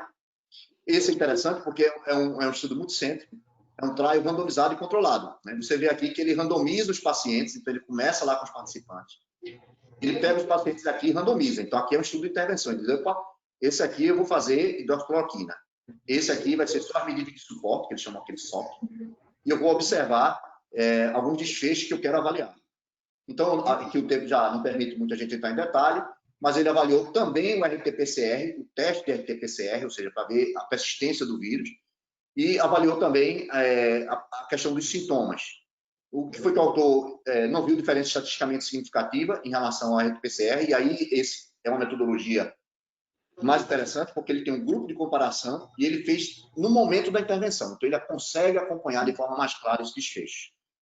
Então a gente começa a ver, na verdade, artigos mais robustos. A administração de hidroxicloroquina, a conclusão, não resultou em maior conversão negativa do vírus e na melhora clínica do que o padrão de atendimento isolado em pacientes com Covid-19 leve a moderada. Aqui foi doença leve a moderada. Então, na verdade, não teve diferença tanto do PCR como também em relação à melhora clínica. Os eventos adversos foram maiores, né, nos receptores, nos recebedores de hidroxicloroquina do que nos não receptores. Esse é o estudo também publicado a 7 de maio, a revisão sistemática, né? Você se lembra que naquela pirâmide vai crescendo, a revisão sistemática e uma meta-análise, o objetivo é revisar as melhores evidências científicas, claro, pode ter 200. O autor vai chegar no final à conclusão de só encontrei 3, que são razoáveis dentro de uma metodologia. Então, esse é um estudo também de 7 de maio, que ele avalia tanto o PCR negativo, aqui ele tenta envolver 3 estudos, e vê também outros estudos que avaliam mortes, comparados com o controle. E aqui são estudos, obviamente, de melhor qualidade, estudos de comparação. Então, quando avaliando essas duas variáveis, tanto PCR como morte, aqui já é um estudo envolvendo vários artigos, a conclusão é que nenhum benefício no clearance viral, mas um aumento significativo na mortalidade foi observado com hidroxicloroquina em comparação ao controle em pacientes com Covid-19. E aí saiu o artigo do Lancet, que vocês já estão cansados de ouvir essa discussão do Lancet, que é um estudo de registro multinacional do uso de hidroxicloroquina ou cloroquina com ou sem o macrolídeo para o tratamento de Covid. E aqui tem um grupo controle, o grupo com cloroquina macrolídeo, hidroxicloroquina com macrolídeo. Ele avaliou tempo de permanência hospitalar e não UTI, em UTI, e o total de permanência hospitalar, e ele não encontrou diferença significativa entre os grupos, não mostrando benefício, mas ele encontrou uma diferença em relação à mortalidade e mortalidade relacionada à ventilação mecânica. A interpretação foi não possível confirmar um benefício da hidroxicloroquina ou cloroquina quando usado isoladamente ou com macrolídeo, tem um errozinho aí, nos resultados hospitalares de Covid. E depois ele fez todas as variáveis, ele tentou controlar, não só, obviamente, aqui no final, hidroxicloroquina mais macrolídeo, cloroquina isolado, mas tentou ver todas as variáveis também, e após esse controle de múltiplos fatores de confusão, quando comparado a mortalidade com o grupo de controle, 9,3% no grupo controle, hidroxicloroquina 12%, hidroxicloroquina com macrolídeo 23% de letalidade, cloroquina 16%, e cloroquina com macrolídeo 22%. Foram efeitos associados independentemente a um risco aumentado de mortalidade hospitalar, a utilização da droga quando comparado com o controle. O uso da droga também era um fator independente associado a maior risco de arritmia ventricular de novo. Então, foi isso que trouxe grandes controvérsias. Aqui é só a discussão dos efeitos adversos. Hepatotoxicidade também, apenas aqui foi só um relato de caso que a gente fez na revista da Sociedade Americana de Medicina Tropical, e a gente faz uma revisão nesse artigo, que pode ser interessante vocês avaliarem, que a gente faz a discussão de hepatotoxicidade e hidroxicloroquina. O grande problema é que a gente estava acostumado a ter um paralelo de uso de hidroxicloroquina em situações habituais. O que a gente vê hoje são milhões de prescrições feitas nesses pacientes, o que eventualmente aumenta o risco de eventos adversos que são incomuns, como, por exemplo, a hepatotoxicidade, eles passam a ser maior pela frequência de utilização. E a gente tem que ter muito cuidado de nunca fazer um comparativo, né, isso do ponto de vista acadêmico. Pessoalmente, não tem problema nenhum, com situações anteriores. Então, por exemplo, afirmar que hidroxicloroquina, vocês sabem que eu trabalho também muito com arbovirose, que a gente organiza o protocolo de tratamento de chikungunya, e a gente incluiu no protocolo a hidroxicloroquina na fase crônica, porque já tinha estudos mostrando que na fase aguda a hidroxicloroquina não funcionava. Então, na fase crônica, a gente incluiu. E a mesma coisa com os pacientes da reumatologia que fazem isso, mas é uma situação completamente diferente, a gente não pode fazer comparativo. Porque o que acontece com o COVID é que é um paciente que tem um tropismo, o vírus tem um tropismo pelo pulmão e pelo coração. Tanto é que injúria cardíaca, quando a gente analisou aqueles 21 trabalhos, essa talvez seja o mecanismo mais importante, né? Por citocina, efeito direto do vírus, são várias hipóteses. Então, um paciente que tem uma lesão do coração, é um paciente que tem uma gravidade, é um paciente que está utilizando, além de 2 drogas antiarritmogênicas, né? Que tanto a azitromicina, a hidroxicloroquina como a azitromicina são arritmogênicas e outras drogas são utilizadas. Então, é um modelo que eu jamais posso dizer, a gente já usou muito no paciente com lúpus, a gente já usou muito no paciente na forma crônica com chikungunya. Esse é um modelo que realmente não permite fazer essa extrapolação, né? Eu estou falando do ponto de vista acadêmico, essa extrapolação seria impossível, não são modelos comparáveis. Ou usar azitromicina em paciente com pneumonia grave, para a forma típica, também é um modelo diferente, porque esse, como eu disse, existe associação de drogas arritmogênicas, existe, na verdade, um dano do coração que é claramente comprovado, então não permite. É interessante que isso não foi tentado só na coronavírus, não. Cloroquina foi tentado em influenza, aqui eu vou fazer só um resumo. Interessante, funcionou in vitro, nos primeiros trabalhos. Depois os outros não encontraram, mas o que se viu é que influenza, interessante, foi testado em chikungunya também, em dengue, né? É interessante como essas drogas são testadas em arbovirose, já foram testadas e realmente não se mostrou efetivo. Então, infelizmente, a gente fica triste pelo fato de que a gente fica na expectativa que de fato funcione. Em relação à azitromicina, a maioria dos estudos é combinado. Então, só saiu desculpe, faltou aqui a data, não vou me lembrar agora, que foi tentar fazer uma rápida revisão. Por quê? Porque, apesar de ter 230 citações da azitromicina, quando ele foi citar o número de estudos que poderiam ser analisados, tinha grupo de comparação, a ver claramente do vírus, só tinham 3. E o problema é que os 3 estudos, 2 eram in vitro e um in vivo, que era adequado para a inclusão. Todos os 3 foram publicados como pré-print. A gente não sabe se vai ser publicado. Mas, como é um estudo de revisão, ele pode analisar a metodologia. Aí, ele está fazendo uma análise. Os estudos in vivo revelaram resultados conflitantes, com um encontrando atividade anti-SARS-CoV-2 somente para a azitromicina. Interessante. Enquanto o outro encontrou atividade contra o SARS-CoV somente quando a azitromicina foi combinada à hidroxicloroquina. Num pequeno estudo de 36 pacientes com alto risco de viés, encontrou depuração viral superior em pacientes com Covid tratados com AS e hidroxicloroquina. A conclusão é que não há evidências para apoiar o uso de azitromicina no tratamento de Covid-19 fora do contexto de ensaios clínicos, a menos que seja usado, claro, no tratamento de superinfecção bacteriana. Há evidência extremamente limitada de uma possível sinergia entre a azitromicina e a hidroxicloroquina, e o perfil dos eventos adversos da azitromicina no contexto do Covid-19 ainda não foi estabelecido. De fato, isso não foi feito. E aí a gente entra no protocolo do Ministério da Saúde, que obviamente aqui também é uma crítica acadêmica, não estou dizendo que não é para ser seguido ou não ser seguido. Estou querendo fazer aqui uma crítica acadêmica. Agora, inicialmente apareceu como uma orientação de tratamento, agora é só uma orientação. O protocolo não foi baseado em evidências científicas, ele utilizou referências com baixo nível de evidência, como o estudo Prevent, que foi retirado, né? Inclusive o CONEP não permite mais que ele seja publicado. E o estudo de Grautou, que a gente viu que tem uma falha metodológica. Informativos pré-prints, como publicado, isso a gente tem que ter muito cuidado para não gerar, principalmente para quem não tem tanta experiência em analisar artigo, a gente não achar que foi publicado de fato, né? No primeiro incluía a referência de G1, esse aqui foi tirado a referência de G1, né?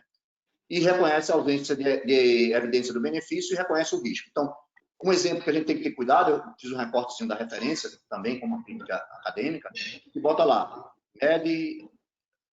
RIS, eu nem tive preocupação de aprender exatamente como se pronuncia, mas publicado em maio, online, quer dizer, não foi publicado, ele foi postado, né? Porque publicação se passa na mente da gente que é uma postagem. E esse artigo do Davido, por exemplo, ele foi retirado no MEDR VIX. Vocês entram nesse site lá e tem dizendo que esse artigo foi retirado. O artigo é pré-print e não passou por revisão, né? O que significa, vocês podem entrar lá e entrar.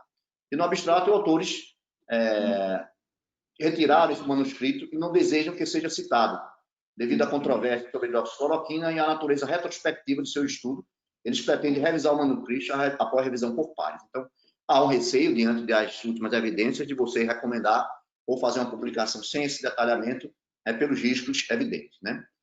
Ficar atento a alguns pontos de destaques, aí até, como eu sei que tem obviamente eu imagino que tem gente nova, sempre ficar atento para não se expor. Na próprio protocolo, ele diz que o uso da medicação está condicionado à avaliação médica, com realização de anamnese, exame físico e exames complementares à unidade de saúde. Então, tem que ter cuidado.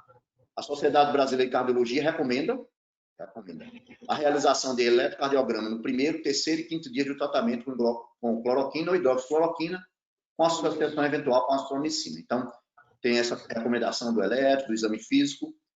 No começo, ele bota o termo de ciência e consentimento, isso eu achei interessante, porque é importante na hora que vocês apliquem de fato esse termo de consentimento. Claro que tem uma formação inicial aqui que isso, de certa forma, não é científico, dizendo que a cloroquina e a hidroxicloroquina são medicamentos disponíveis há muitos anos para a prevenção e tratamento de malária.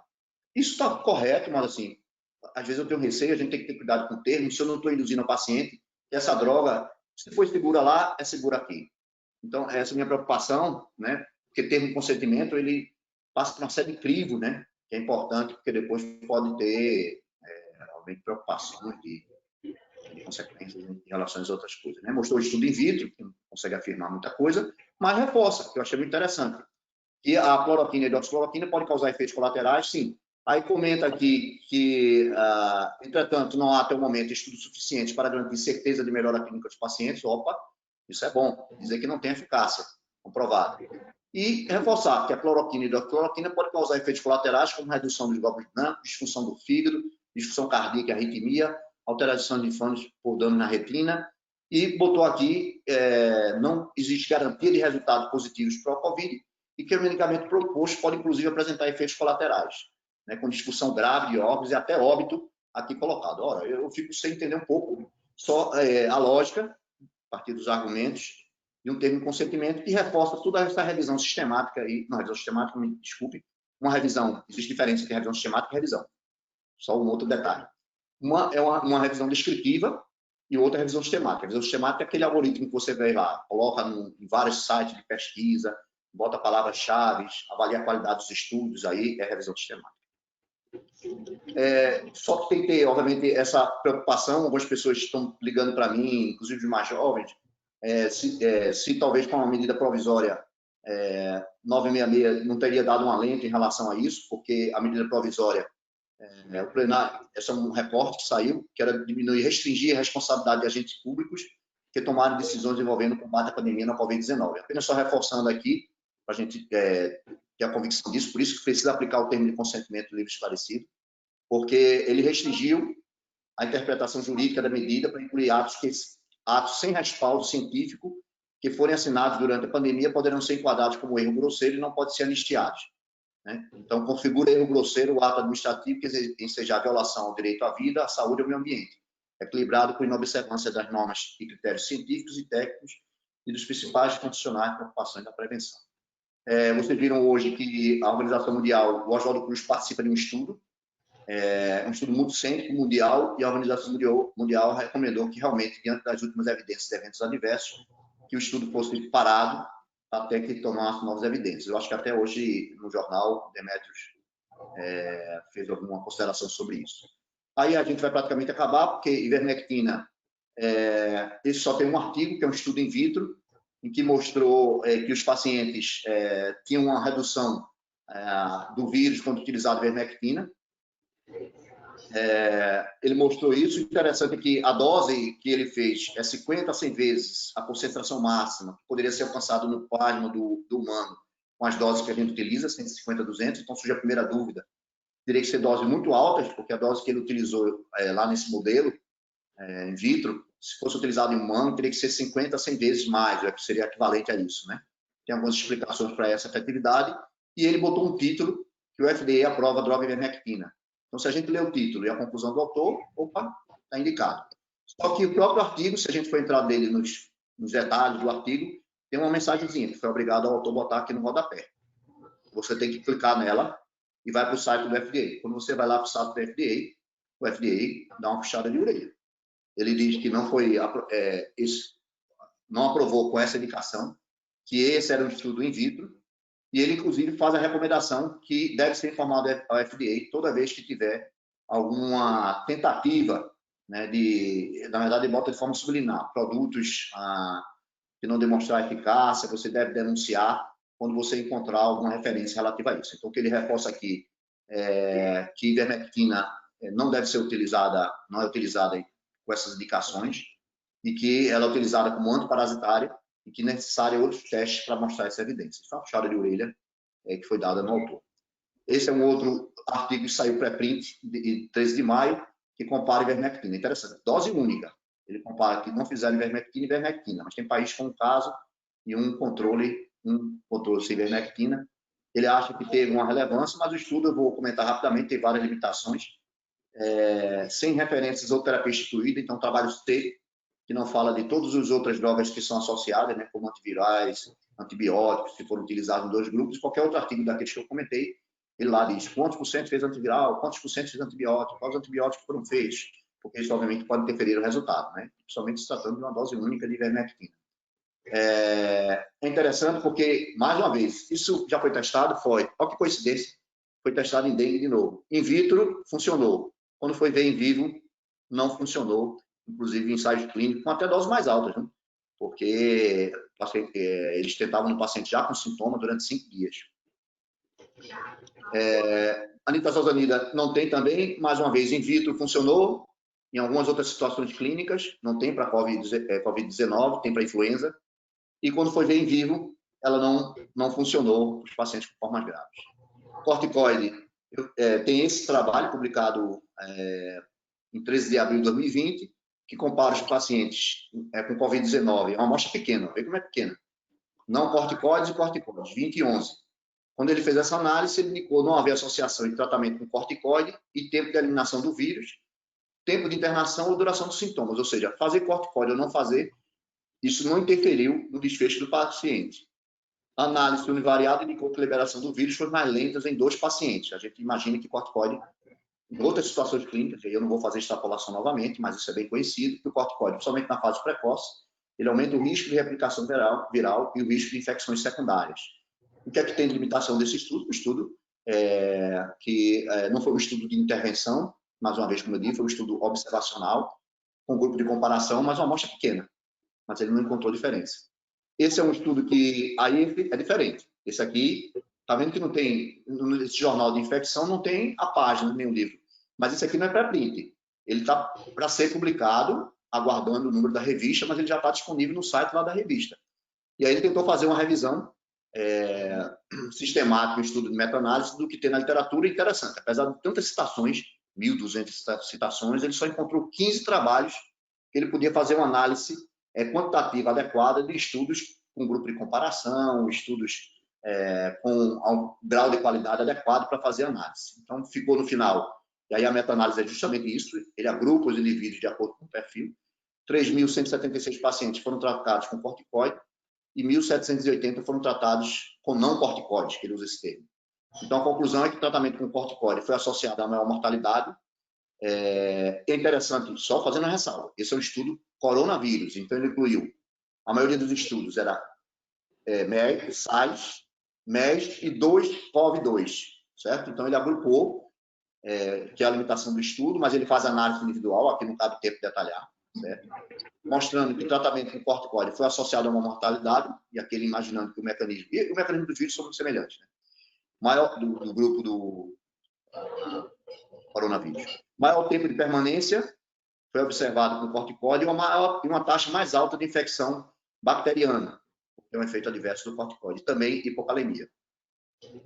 Esse é, a verdade, um artigo de revisão, aqui não é revisão sistemática, como outra publicação, que já era de fevereiro de 2015, 15 de fevereiro, em que ele mostrou no MES, no SAIS, que os estudos mostravam retardo do clearance viral, como acontece para outras infecções. Complicações, às vezes psicose, diabetes, necrose vascular, aumento da mortalidade, influenza também já foi testado, vírus sincicial respiratório, nenhum benefício clínico em criança, mostrando que, de fato, não tem nenhum estudo publicado que indique isso, a não ser a minha percepção, a minha opinião pessoal, de fato. E o DAMIB, ele faz também uma análise para cada dessas drogas, ele não vai entrar em detalhes em relação aos antivirais, corticoides. E é interessante que ele faz também a análise em relação à heparina, que mostrando que não tem evidência que justifique, e aí eu não vou entrar em detalhes, não permite mais, a gente passou 1h30, é um tema que eu gosto e que a gente a gente ganha muito tempo. Então, mostrando que, na verdade, a gente não tem benefício em relação a essas alternativas do ponto de vista de evidência científica. Então, é preciso, na verdade, estar atento somente ao risco, né? Tanto dessas drogas que eu comentei anteriormente. Então, apesar de a gente ter algumas hipóteses, as hipóteses estão longe do que é uma intervenção. E a gente tem que pesar sempre risco-benefício. E aí eu concluo essa frase, já que a gente falou tanto em risco-benefício, só lembrando alguns princípios bioéticos. Eu sempre termino com uma frase ou com um filósofo, e aí não deixa de ser, porque os princípios bioéticos são hipocráticos também, né? Então, eu gosto muito do princípio da beneficência. Leve em consideração que maximizar o bem do outro supõe reduzir o mal. Em se tratando de bioética médica, esse princípio estabelece que o profissional de saúde deve comprometer-se a avaliar os riscos e os benefícios potenciais, sejam individuais ou coletivos. E sempre perseguir o máximo de benefícios, reduzindo ao mínimo os possíveis danos e riscos. O princípio da beneficência engloba um outro princípio, indissociável àquele, a não maleficência, primo non nocere, isto é, a obrigação de não causar danos. Só para uma reflexão. Acho que era só isso. Acho que a gente pode até deixar aí agora um pouco para as discussões. Eu vou só ampliar aqui. Deixa eu ver como é que eu abro aqui.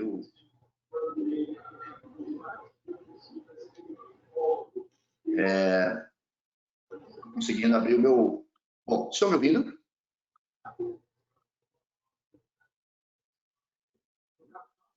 Estamos sim ouvindo. Estamos sim. Fica aberto. Fazer discussão. O bate-papo eu não consegui acompanhar, mas eu posso... mas pode ficar aberto. Quem quiser fazer discussão, discutir alguma coisa, eu fico aberto para a gente discutir aqui. Estou tentando só parar minha tela aqui, porque eu não estou vendo agora. Pronto. Ok. Eu estava sem visualizar, estava com um problema aqui na imagem. Mas ok, a gente fica aberto aí para discussão, para tirar dúvidas. Se houver, fica à disposição.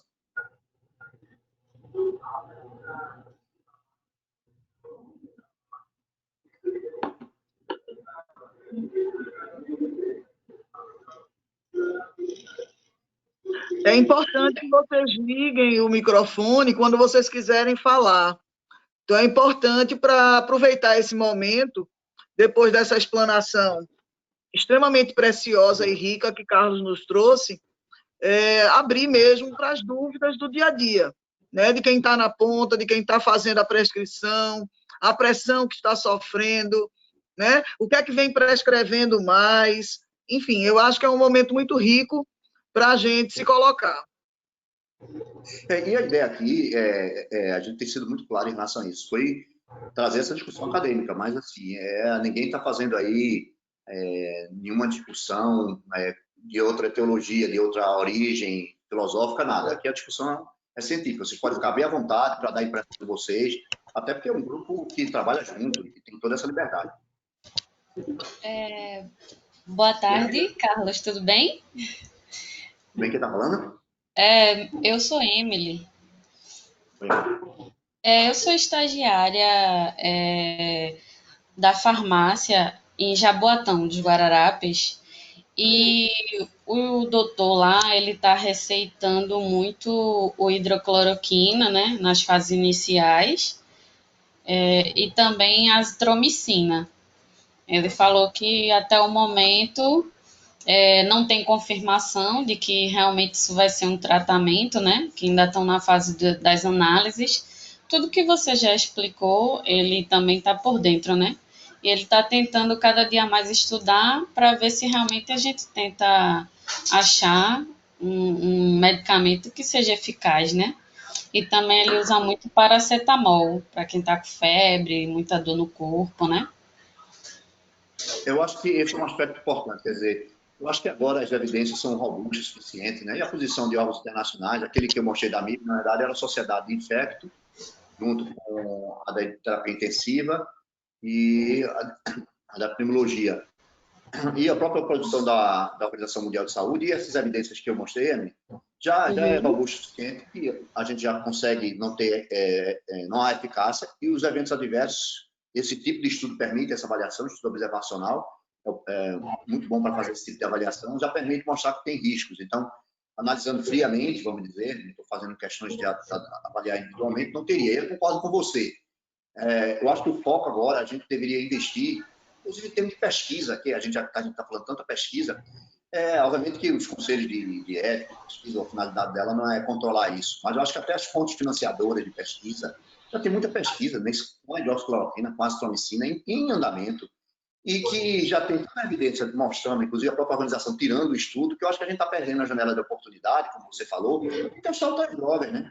A gente está ávido, né? Se não seja para essa epidemia, para a próxima, né? Porque a gente vai ter que desenvolver vacina para isso, ávido de encontrar alguma alternativa diferente dessa, né? Então, acho que até novos estudos para essa medicação, já os que estão publicados já são suficientes, e os que estão em andamento também, alguns foram suspensos, infelizmente, mas é suficiente. Mas eu concordo com você, a gente tem que procurar uma janela para encontrar uma outra droga que possa ajudar a gente a tirar essa aflição. Acho que, de fato, até agora, são as medidas de suporte. É importante reforçar que está dando suporte ao paciente. Então, o paciente não está sendo desassistido. Ele, como qualquer outra doença viral, o suporte é principalmente em monitoramento. O que vocês fazem hoje, inclusive, desde a porta de entrada, né? Na unidade básica de saúde, nas UPAs, ver sinais de alarme, sinais de gravidade, quando o paciente tem esses sinais, hidratação adequada, suplementação de O2, todo o suporte necessário para um paciente. E nos gravemente enfermos, os protocolos estão aí para ser definidos, né? Pelo risco de infecção secundária, algumas estratégias. Então, o paciente não está sendo desassistido, ele está sendo assistido como são assistidos pacientes com infecções virais, mesmo as graves, que é sem nenhuma tentativa de alternativa que leve a efeitos adversos graves. Carlos, eu queria fazer só uma pergunta para provocar mesmo. O uso da azitromicina vem sendo muito verificado, muito observado, né, na atenção básica, né, já que é uma droga que faz parte do elenco da atenção básica e tal. A azitromicina, a gente sabe que vem sendo utilizado, né, historicamente em pneumonias atípicas. Aí eu queria ouvir tua opinião do ponto de vista de resistência ao antibiótico, com o uso indiscriminado em uma patologia viral, né, na qual não há comprovação da utilização da droga antibiótica, né, como você mostrou, quando tem trabalhos, são trabalhos combinados com a hidroxicloroquina, mas do ponto de vista isolado, a questão da resistência antimicrobiana à azitromicina. Na verdade, assim, você vê que a maioria dos estudos é associado, né? Estudos isolados, a pobreza é maior ainda, né? Algumas tentativas de achar que ela tem um efeito anti-inflamatório, que inibe a interleucina 6, isso já foi testado também em outras doenças virais, e não conseguiu demonstrar efetividade, a não ser realmente no controle de uma infecção bacteriana. Mas, de fato, isso é preocupação, né? Sempre tem aquele argumento de que a droga tem menos efeito adverso que a hidroxicloroquina, e, portanto, vou fazê-la, né? Mas aí você vai fazer, mais uma vez, sem evidência científica, os efeitos adversos são menos graves do que acontece com a hidroxicloroquina, mas isso é uma preocupação, né? Porque uma coisa é você prescrever numa situação particularizada, outra coisa é como está acontecendo naquele mesmo patamar, em milhões de pessoas sendo prescritas, né? Então, algumas manchetes mostraram compra de 6 milhões de hidroxicloroquina. O que faz o pessoal faz o combo logo, né? Faz logo a azitromicina. E agora uma tendência é, já que é perigoso a hidroxicloroquina, vou fazer a azitromicina. Bom, é uma defesa, né, sua, na verdade, diante da incerteza, da insegurança, mas provavelmente não vai ter benefício. E como está sendo prescrito centenas de milhares, é provável, como acontece com qualquer antibiótico, que nos próximos anos, ou no próximo ano, a nossa velha azitromicina trata nossas pneumonias atípicas, trata nossas sinusites em algumas condições, e ela vai perder a sua eficácia, porque isso acontece num histórico de vários antibióticos. Claro que a resistência é variável entre de induzir resistência dos antibióticos, mas com o volume desse de prescrição, isso está no radar, né, de que isso provavelmente possa acontecer. Aí vai ser uma pena, porque conseguir molécula hoje de antibiótico cada vez está mais difícil, né? e resistência está cada vez mais difícil. Conseguir novas moléculas hoje é um grande desafio da própria Organização Mundial de Saúde que faz esse alerta sobre risco de resistência.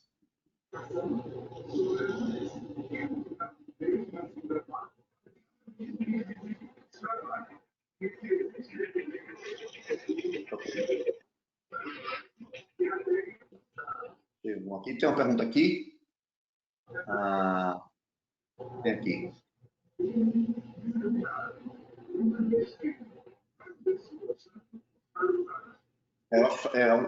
Perguntaram aqui sobre a coisa da resistência. Eu já vi aqui que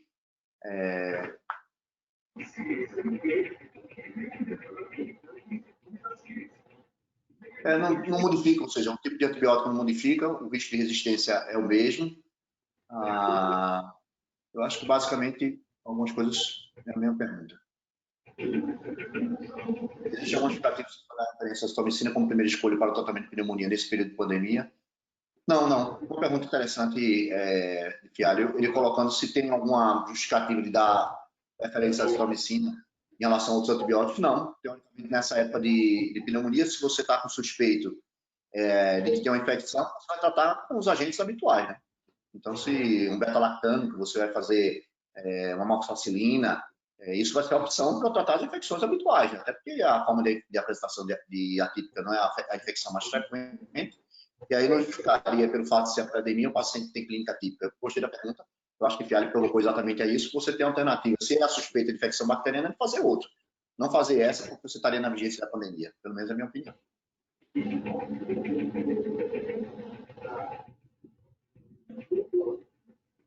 Ok? Eu percebo, Carlos, que tem um colega nosso, Marcos Botelho, que está falando, mas não consegue. A gente visualiza que ele está falando, mas eu, particularmente, não consigo identificar os questionamentos. Aí talvez seja interessante, né, acionar o microfone. Professor, se for, tem como... Pode ser que seja do acesso aqui, pode ser do acesso. Não sei se ele está tentando falar, mas se for, é porque às vezes pode ser o microfone se for fone de ouvido, ele às vezes fica desconectando. Não sei se o professor Marco Botelho vai falar. Ok, não. Eu acho que ele está aberto o microfone. Ok.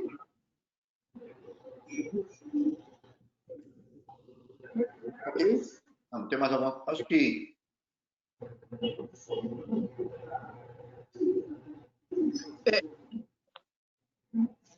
Consegue ouvir, Carlos, Marcos falando alguma coisa, não? Não. Consegui ouvir, não. Eu acho que pois deve é. ser muito...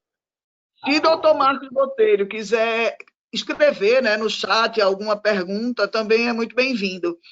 E aí dizer assim, que alguns colegas podem não estar conseguindo ou fazer a pergunta e tal, se quiserem depois encaminhar para a Secretaria de Saúde, para a Gerência de Atenção Básica, para que a gente possa, de repente, encaminhar para Carlos, e Carlos fazer alguma consideração, também é possível, também é viável, né?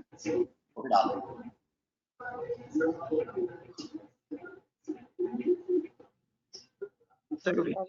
Bom, eu acho que, pelo visto, ninguém está conseguindo fazer os questionamentos. Eu queria só fazer eu queria só considerar, assim, agradecer mais uma vez, né, a apresentação brilhante de Carlos Brito, o que não é novidade, porque a gente sabe do compromisso dele enquanto na questão da revisão de epidemiologia, no brilhantismo dele na pesquisa clínica e também no compromisso ético com a medicina, com a saúde, né, com os pacientes. Então, a gente agradece. Eu acho que a Secretaria de Saúde de Jaboatão teve um momento precioso, esses são momentos preciosos, e que a gente teria que explorar mais.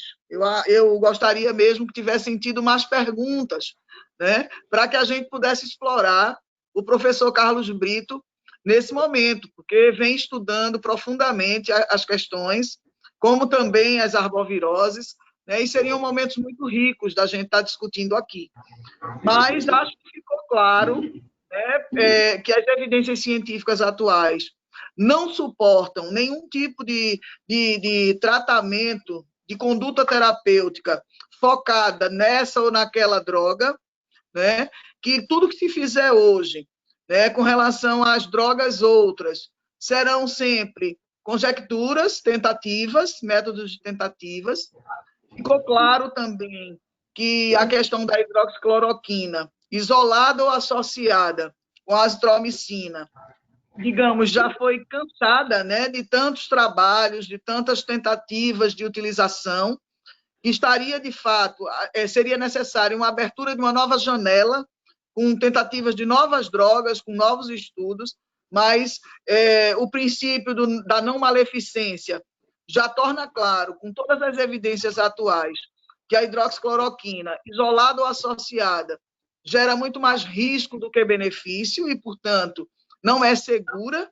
A gente entende que é livre a cada profissional médico prescrever ou não determinada droga, mas é importante também esse compromisso ético e sanitário com o que é que a gente está prescrevendo, né, com toda a questão dos nossos conselhos de classe, o conselho ético de classe, enfim, né? Acho que ficou muito claro, pelo menos na apresentação, né, todos os estudos, né, feitos de forma multicêntrica, inclusive o último, do dia 22 de maio, que foi digamos, o que subsidiou a decisão da OMS em retirar e paralisar alguns estudos com a hidroxicloroquina. Deixo com você, Carlos, para as considerações finais. Eu estou sempre à disposição. No momento que você quiser marcar, a gente hoje tem essa facilidade das reuniões à distância. Eu só agradeço o convite e a confiança aí de poder estar participando aí dessa discussão, desse debate. Me coloco à disposição e um abraço para todos vocês.